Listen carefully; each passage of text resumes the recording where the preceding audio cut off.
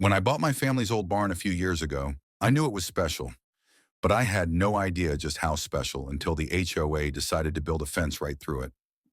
The barn had stood on my property for over a century, a weathered but proud relic of the area's agricultural history. It wasn't just a building to me, it was a symbol of my heritage and a tangible link to generations of hardworking farmers.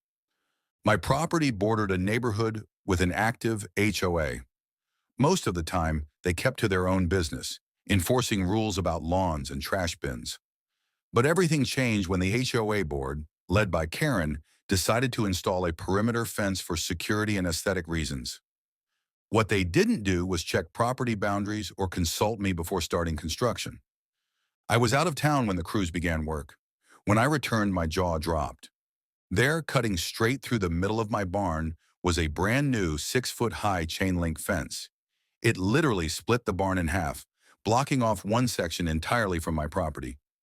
I immediately contacted the HOA to demand an explanation. Karen, ever unapologetic, told me the fence was placed according to their community plans and that the barn was not a protected structure, but just an old shed. I couldn't believe it. This was not just an old shed. It was a registered historic landmark listed with the state's Historic Preservation Office decades ago. I showed Karen the official designation papers and the barn's registry number. She looked uncomfortable but insisted the fence would stay. I decided to fight back.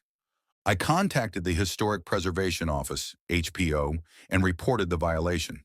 They sent out inspectors who quickly confirmed the barn's protected status and that the fence construction was unauthorized and illegal. The HOA had failed to get any permits or approvals related to historic properties before construction, a requirement under state law.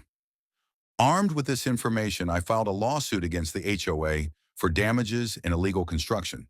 The case gained attention in local media because it involved historic preservation and property rights. Eventually, the HOA board relented. They removed the fence, restored the barn to its original state, and agreed to pay for repairs and fines. Karen resigned in disgrace, and the HOA adopted new policies requiring strict consultation with property owners and historic authorities before any future projects. The barn stands whole again, a proud symbol of heritage preserved. Moral of the story?